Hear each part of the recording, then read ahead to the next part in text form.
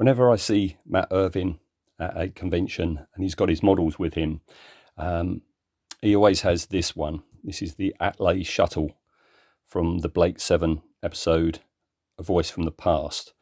And Matt still owns it. Matt is very fond of it. And I think part of that fondness is that he was given quite a lengthy amount of screen time to actually show the shuttle docking.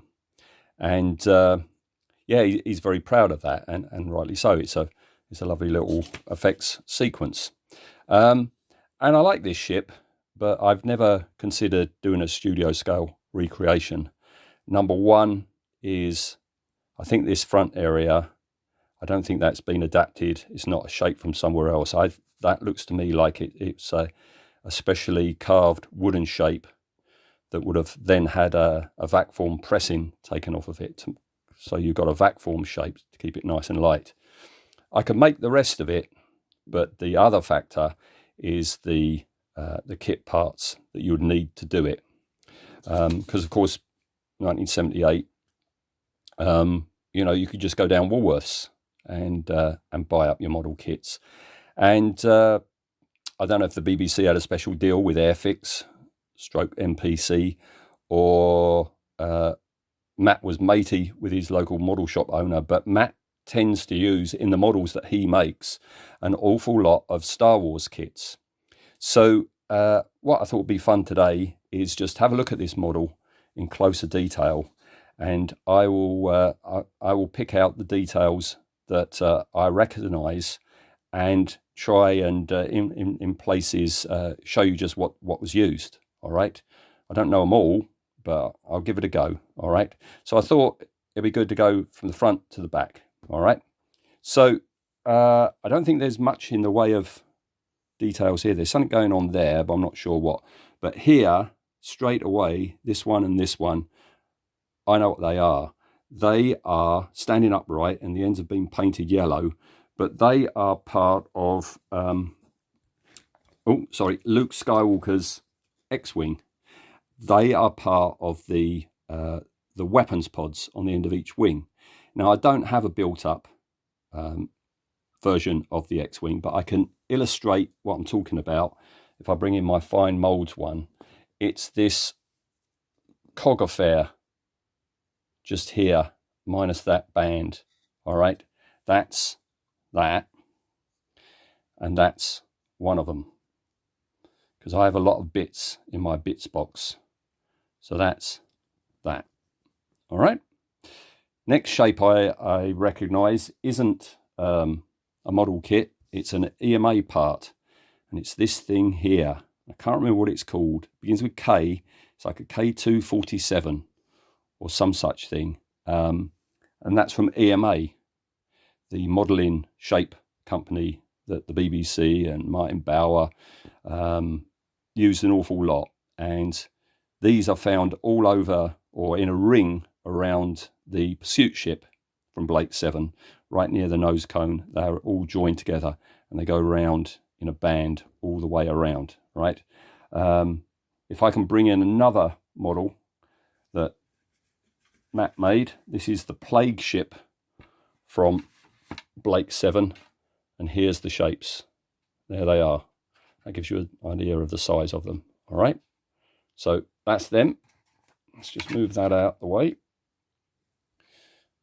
Then, what do we have next? Looking down, looking down. Yes, here we go. This, got to turn it round the other way for this. This is the top of the leg of the R2-D2 kit. And I can bring one in because I've got them. Here it is. This is the R2-D2 leg. There it is. And what Matt has done is he's cut it just there. This is what I like about studying models and doing studio recreations. You can work out what things are. Obviously, Matt didn't want all the rest of it, so he's severed it there, like so. And then what he's done is he's stuck in that hole another piece off of the weapon pods of the X-Wing. All right. Now, I don't have one of them to hand, but I can bring in another studio recreation that I've made by Matt, and there it is there. This is the Satellite 3, is it called, from Doctor Who, but there it is. There's that shape. Okay, you can see there's an X-wing bit there as well. So that is that yellow shape there. Okay, now let's turn it on its side, because now we have, this is raised up, this is on a rod which is on that upper section.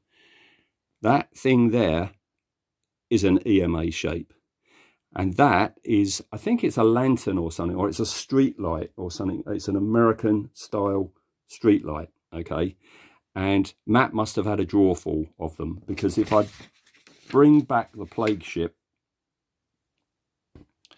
all 4 of the big pods have them on the end. Okay, and if I bring in another Blake 7 ship, the infamous hairdryer ship, there's 2 on the very front. Okay, let's have a look. Where are we? What are we doing next? So we've been here. Not sure what that square is there, but here and here, very recognizable. They're off the R2-D2 kit, and I printed out this instruction sheet. Where is it? It's somewhere here. It's here. It's his front panel. You have the workings which go in the slot, and then the front panel goes on.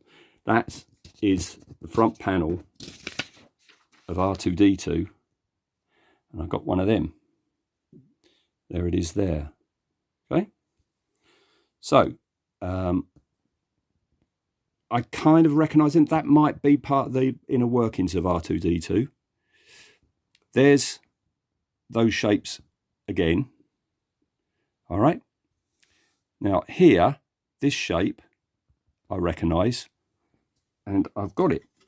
What that is, let me see if I can show it on the illustration. It's actually part of his inner workings.